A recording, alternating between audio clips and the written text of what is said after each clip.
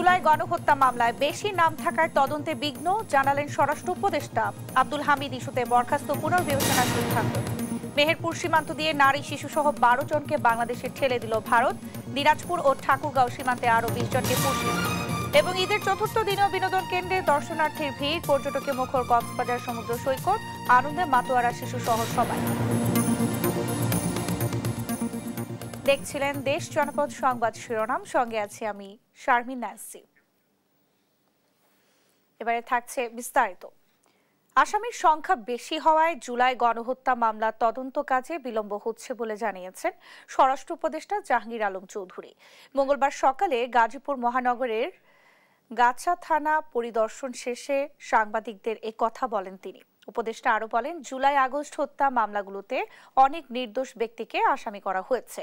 দোষীদের শাস্তি নিশ্চিত ও নির্দোষ ব্যক্তি যেন হয়রানির শিকার না হয় সেজন্য তদন্ত কার্যক্রমে সময় লাগছে। পুলিশ বাহিনীর সংস্কার কাজ চলছে বলে জানান তিনি। এ সময় সাবেক রাষ্ট্রপতি আব্দুল হামিদের বিদেশে যাওয়ার ঘটনায় বরখাস্তদের বিষয়ে তদন্ত করে ব্যবস্থা নেওয়ার কথাও জানান উপদেষ্টা। এখন পাসপোর্টে পুলিশ ভেরিফিকেশনের দরকার পড়ে না। এইরকম এই ইসের জন্য আপনারা এই জিডি করতে, তারপরে করার জন্য, ওই মামলা করার জন্য আপনাদের থানায় আসতে হবে না। ওই অনলাইনে আপনারা থানায় না এসে এই মামলা করতে পারবেন। সবচেয়ে বড় সমস্যা দুর্নীতি। এটা আমাকে রন্ধে রন্ধে ঢুকে গেছে। এটা যদি আমরা কোন অবস্থায় একটা কন্ট্রোলের ভিতরে আনতে পারতাম, তবে কিন্তু দেশ অনেক অনেক আগায় যেত। নরসিংদীর শিবপুরে যাত্রীবাহী বাসের সঙ্গে সংঘর্ষে মোটরসাইকেল আরোহী 3 তরুণের মৃত্যু হয়েছে। সোমবার রাত 11:30টার দিকে শিবপুর উপজেলার ইটাখোলা শিবপুর আঞ্চলিক সড়কের বান্দারদিয়া এলাকায় এই দুর্ঘটনা ঘটে। পুলিশ জানিয়েছে, সন্ধ্যায় 3 বন্ধু নরসিংদী শহরে ঘুরতে এসেছিলেন। বাড়ি ফেরার পথে সামনে থেকে আসা একটি বাসের সঙ্গে তাদের মোটরসাইকেলের মুখোমুখি সংঘর্ষে 3 জনই গুরুতর আহত হন। তাদের উদ্ধার করে হাসপাতালে নিয়ে গেলে চিকিৎসক 2 জনকে মৃত ঘোষণা করেন। আশঙ্কাজনক অবস্থায় ঢাকা নেয়ার পথে আরেকজনের মৃত্যু হয়।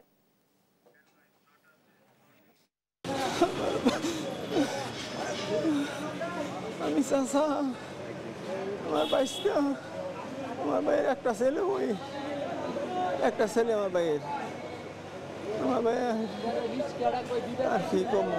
না করছি যাইবার লাগি, ইয়ার পরে 3 বন্ধু মিলে গেছে বিকালে যাওয়ার টাইমে গেছে বলে সাইবুলে চালাইয়া, আওয়ার টাইমে চইল আশিকে চালাইয়া, আওয়ার টাইমে দুর্ঘটনা বান্দার পাম্পের বসছে। 3 জেলার সীমান্ত দিয়ে 32 জনকে অবৈধভাবে বাংলাদেশের অভ্যন্তরে ঠেলে দিয়েছে ভারত। মেহেরপুরের মুজিবনগর সীমান্ত দিয়ে 3 শিশুসহ 12 জনকে পুশিন করেছে বিএসএফ। ভোরে আনন্দবাস সীমান্ত দিয়ে তাদের পুশিন করা হয়। জানা গেছে, ভারতে অবৈধভাবে অনুপ্রবেশের দায়ে তাদেরকে বিভিন্ন মেয়াদের সাজা দেওয়া হয়েছিল। সাজা ভোগ শেষে তাদেরকে একত্রিত করে সীমান্ত দিয়ে পার করে দেওয়া হয়। এছাড়া ঠাকুরগাঁয়ের পীরগঞ্জ উপজেলার চান্দুরিয়া ও দিনাজপুরের বিরল উপজেলার এনায়েতপুর সীমান্ত এলাকায় নারী ও শিশুসহ 20 জনকে আটক করেছে বিজিবি। সোমবার রাতে তাদের আটক করা হয়।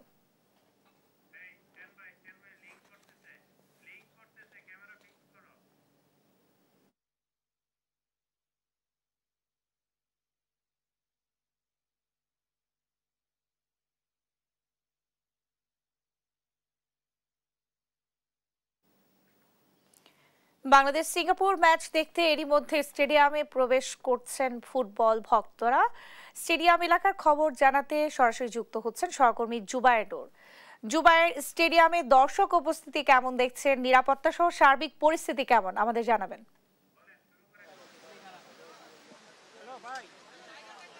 আমি এখন এই মুহূর্তে দাঁড়িয়ে আছি জাতীয় স্টেডিয়ামের ঠিক বাইরে। আর কিছুক্ষণ পরেই কিন্তু বাংলাদেশ মুখোমুখি হতে যাচ্ছে সিঙ্গাপুরের এফসি এশিয়ান কাপ বাছাই পর্বের গুরুত্বপূর্ণ ম্যাচে। এর আগে কিন্তু ন্যান্সি আপনি জানেন যে বাংলাদেশ ভারতের সাথে গোলশূন্য ড্র করেছে এবং সিঙ্গাপুর কিন্তু হংকংয়ের সাথে গোলশূন্য ড্রয়ের কারণে উভয় দলেরই পয়েন্ট এক করে, যার কারণে এই ম্যাচটি এখন খুবই গুরুত্বপূর্ণ। এই ম্যাচ জিতলেই পূর্ণ 3 পয়েন্ট নিয়ে কিন্তু টেবিলের শীর্ষে ওঠার একটা দারুণ সম্ভাবনা রয়েছে। সেই সম্ভাবনার জেরেই কিন্তু এখন প্রচুর দর্শক কিন্তু স্টেডিয়ামে ঢুকতে শুরু করেছে। আপনি জানেন যে বেলা 2টা থেকেই গেট খুলে দিয়েছে এবং গেট খোলার সাথে সাথেই কিন্তু ধাপে ধাপে দর্শক ঢোকা শুরু করেছে। এই মুহূর্তে আমরা কিছুটা বৃষ্টি দেখতে পাচ্ছি, যার কারণে কিছু পরিমাণ দর্শক নিরাপদ স্থানে চলে গেছে যেন তারা ভিজে না যায়। এখন যদি কারোর সাথে কথা বলতে চাই যারা দর্শক আছে।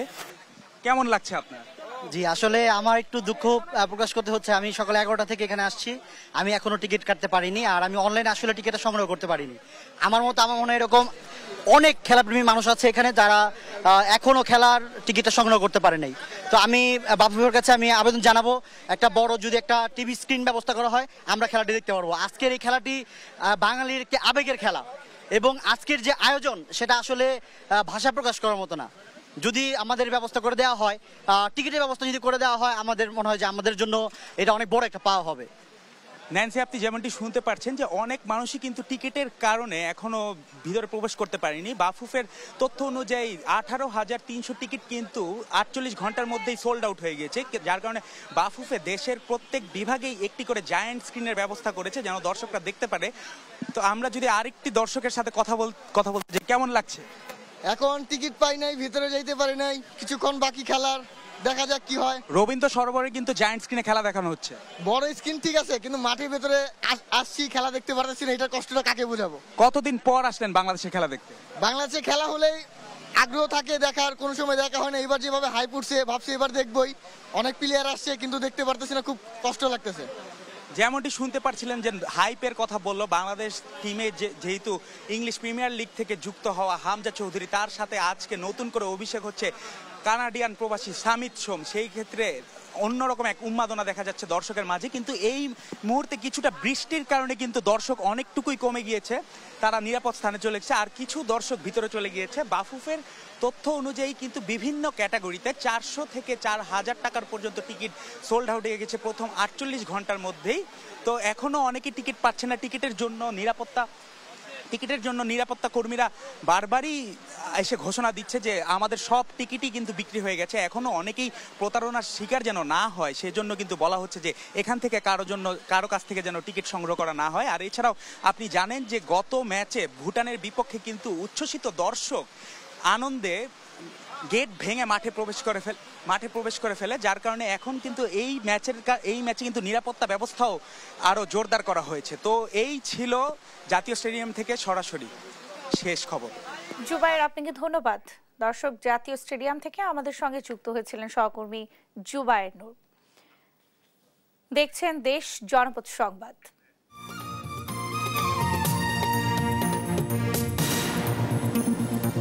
ঈদের চতুর্থ দিনেও পর্যটকের পদচারণায় মুখর দেশের পর্যটন ও বিনোদন কেন্দ্রগুলো। ভ্রমণ পিপাসুদের ঢল নেমেছে কক্সবাজার সমুদ্র সৈকতে। চট্টগ্রামের ফয়েজ লেক সহ বিনোদন কেন্দ্রগুলোতেও দেখা গেছে উপচে পড়া ভিড়। সিলেটের সাদা পাথর সহ পর্যটন কেন্দ্রগুলোতেও ভ্রমণ পিপাসুদের উপস্থিতি ছিল চোখে পড়ার মতো। সহকর্মীদের তথ্য ছবিতে নুসরাত শোভার রিপোর্ট। ঈদ আনন্দে মুখর চট্টগ্রামের বিভিন্ন পর্যটন কেন্দ্র। পরিবারের সঙ্গে আনন্দ ভাগাভাগি করতে শিশু কিশোর থেকে শুরু করে নানা বয়সী মানুষ ভিড় করেছেন পতেঙ্গা সমুদ্র সৈকত, ফয়েজ লেক, সি ওয়ার্ল্ড সহ নানা বিনোদন কেন্দ্রে। অনেক ভালো, অনেক এনজয় করছি আমরা। এখনো তো ওভাবে প্ল্যানিং করা হয়নি, এখন ফয়েজ লেক আসলাম, দেখা যাক আর কোথাও যাওয়া হয় কিনা। আমরা সপরিবারে বাচ্চা কাচ্চা সহ শুধু রংপুর থেকে আসছি ফয়েজ লেকে ঈদ আনন্দটা উপভোগ করার জন্য। পর্যটকদের পদচারণায় তিল ধারণের ঠাঁই নেই কক্সবাজার সমুদ্র সৈকতে। পর্যটকদের কেউ ঘোড়ায়, কেউ বিচ বাইকে, আবার কেউ জেট স্কিতে চড়ে আনন্দে মেতেছেন। পর্যটকদের হয়রানি রোধে কাজ করছে ট্যুরিস্ট পুলিশ। প্রথম আসা কক্সবাজারে, অনেক মজা লাগতেছে, অনেক এনজয় করতেছি, অনেক মানুষের ভিড়ে অনেক ভালো লাগতেছে। আজকে সকাল থেকেই এখন পর্যন্ত প্রায় 1.5 থেকে 2 লাখ লোকের সমাগম হবে। তো সেক্ষেত্রে আমরা বিচের নিচে উপরে সর্বাধিক নিরাপত্তায় আমরা নিয়োজিত আছি। পর্যটকদের উপস্থিতিতে মুখর সিলেটের ভোলাগঞ্জের সাদা পাথর পর্যটন কেন্দ্র। সাদা পাথরের পাশাপাশি এখানকার স্বচ্ছ নীল জলে গা ভাসান পর্যটকরা। ঘুরতে এসে বেশ আনন্দ প্রকাশ করেছেন তারা। চট্টগ্রাম থেকে আসছি, এখানে এসে অনেক ভালো লাগছে।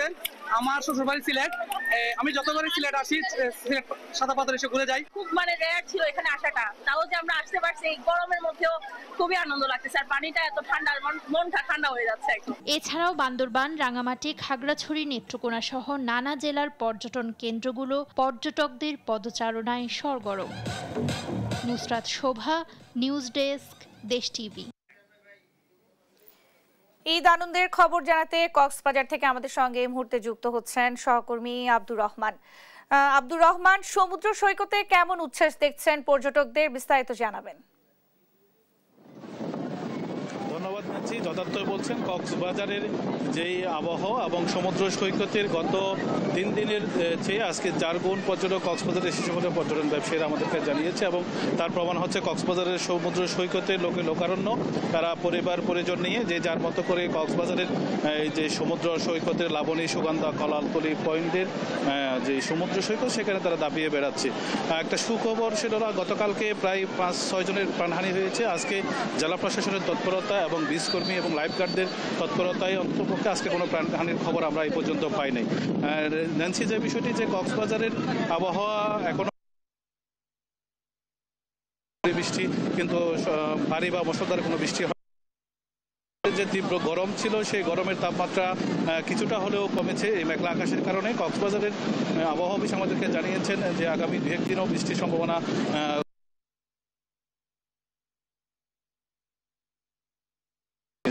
কক্সবাজারের হোটেল মোটেল গেস্ট হাউসের যে মালিকরা জানিয়েছেন তারা আজকে শতভাগ হোটেল বুকিং রয়েছে এবং আগামী 3-4 দিন তারা শুক্রবার পর্যন্ত হোটেল বুকিংয়ে পরিপূর্ণ থাকবে বলে তারা জানিয়েছে, এবং যে সকল পর্যটক কক্সবাজারে আসবে তারা যেন হোটেল বুকিং দিয়েই কক্সবাজারে আসে সেটার জন্য তারা বারবার বলেছেন, যেহেতু অনলাইনে বুকিং দিয়ে কক্সবাজারে আসলে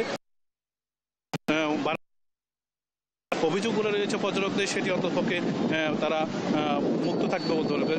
জেলা প্রশাসন এবং ট্যুরিস্ট পুলিশ সহ সেনাবাহিনী বিভিন্ন ধরনের প্রস্তুতি তারা নিয়েছে যাতে পর্যটক হরে না হয়, এবং পর্যটকদের যেই বিভিন্ন ধরনের দাম বৃদ্ধি, গলা কাটা সহ যেই 100 টাকা মানে বিভিন্ন দামের যে বৈষম্য রয়েছে সেটিও তারা খতিয়ে দেখতেছে। বিশেষ করে পর্যটকদের যে অভিযোগ যে গত কয়েকদিনের যেই বিচের প্রাণহানি ঘটেছে সেটার জন্য যারা পর্যটন মন্ত্রণালয় এবং পর্যটন সংশ্লিষ্ট ব্যক্তিদেরকে দোষারোপ করেছেন, যেহেতু 120 কিলোমিটার সমুদ্র সৈকত, এখানে লাইফগার্ডের কোনো লোক সংখ্যা খুবই সরকারি বা কোনো একজন লোক লাইফগার্ডও নাই। এখানে সংস্থার 27 জন লাইফগার্ড রয়েছে, তারা 2 শিফটে কাজ করে। কিন্তু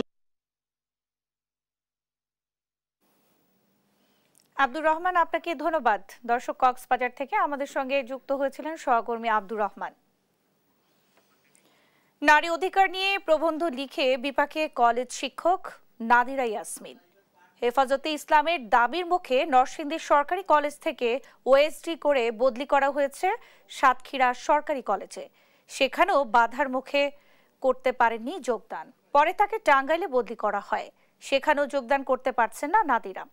এমন পরিস্থিতিতে বড় বেশি নিরাপত্তাহীনতায় ভুগছেন তিনি। সহকর্মী আকরাম হোসেনের রিপোর্ট, জানাচ্ছেন শামীম হোসেন। গেল মাসে নারী অধিকার নিয়ে একটি ম্যাগাজিনে প্রবন্ধ লেখেন নরসিংদী সরকারি কলেজের সহকারী অধ্যাপক নাদিরা ইয়াসমিন। ওই লেখার পর শিক্ষার্থীদের একাংশ ও হেফাজতে ইসলাম সামাজিক যোগাযোগ মাধ্যমে তার বিরুদ্ধে ধর্ম অবমাননার অভিযোগ তুলে শাস্তির দাবিতে ক্যাম্পেইন শুরু করে। হেফাজতে ইসলামের 48 ঘন্টার আলটিমেটামের পর প্রথমে নাদিরা ইয়াসমিনকে ওএসডি ও পরে বদলি করা হয় সাতক্ষীরা সরকারি কলেজে, কিন্তু সেখানেও বাধার মুখে পড়েন। একটি গোষ্ঠীর তোপের মুখে যোগদান করতে পারেননি নাদিরা। পরে তাকে টাঙ্গাইলের সাদত সরকারি কলেজে বদলি করা হলে সেখানেও একই ঘটনা ঘটে। এরই মধ্যে দেশের 147 জন বিশিষ্ট নাগরিক বিবৃতিতে এমন ঘটনার নিন্দা জানিয়েছেন এনসিপির সিনিয়র যুগ্ম আহ্বায়ক সামান্তা শারমিনও। নরসিংদী সরকারি কলেজের শিক্ষার্থীদের দাবি নাদিরা ইয়াসমিনকে স্বপদে বহাল রাখার, চাকরিচ্যুতির দাবিও তুলেছেন কেউ। আমরা চাই যে ম্যাম এই নরসিংদী সরকারি কলেজে থাকুক, ওনাকে বদলির যে এটা দেওয়া হচ্ছে এটা সম্পূর্ণ একপাক্ষিক। সান্ধ্য আইন বাতিলের যে প্রস্তাবটা উপস্থাপন করা হয়েছে, মানে এটা শুধু ওনার মানে নাদিরা ইয়াসমিন ম্যামের একার না, এটা আমাদের সবার দাবি। ওনার এই প্রচারণাটা যেন না ছড়ায়, সে কারণে আমরা ওনার শুধু বদলি নয়, ওনাকে বহিষ্কার চাই। আমরা চাই ওনাকে মানে চাকরি থেকে বহিষ্কার করা হোক, কারণ উনি এখানে যে কর্মকাণ্ড চালিয়েছেন উনি সেখানে গিয়ে একই কর্মকাণ্ড চালাবেন। শিক্ষার্থীদের চাওয়াকে গুরুত্ব দিচ্ছেন হেফাজতে ইসলামের নেতারা, আর জামাতের নেতারা বলছেন এই ঘটনার সঙ্গে তাদের সংশ্লিষ্টতা নেই। নরসিংদী সরকারি কলেজের যেই মানববন্ধন কর্মসূচি হয়েছে, স্মারকলিপি প্রদান করা হয়েছে, এটাতে একাত্মতা পোষণ করে। জামাত ইসলামের পক্ষ থেকে এই ব্যাপারে আমরা কোনো আনুষ্ঠানিক কোনো কর্মসূচি আমরা দেই নাই। তো উনি যেটা বলছেন এখানে জামাত জড়িত, এটা ওনার ব্যক্তিগত কথা, যার সাথে বাস্তবের কোনো মিল নেই। নারী অধিকারকে যেন ধর্মের সঙ্গে সাংঘর্ষিক করে তোলা না হয় সে বিষয়ে লক্ষ্য রাখার আহ্বান নাদিরার। নারী অধিকারটাকে যেন মানে ধর্মের সাথে সাংঘর্ষিক জায়গা থেকে না দেখা, নারী অধিকার এবং ধর্মের যে বোঝাপড়া চর্চা এটা মানে একদম সমান্তরালে চলতে পারে। নাদিরা ইয়াসমিনের বদলির আদেশ প্রত্যাহার করে নারী অধিকার নিশ্চিতে সরকারকে কাজ করার আহ্বান মানবাধিকার কর্মীদের। নিউজ ডেস্ক, দেশ টিভি। এই ছিল এখনকার দেশ জনপদ সংবাদ। পরের বুলেটিন দেখার আমন্ত্রণ জানাচ্ছি। ধন্যবাদ সবাইকে।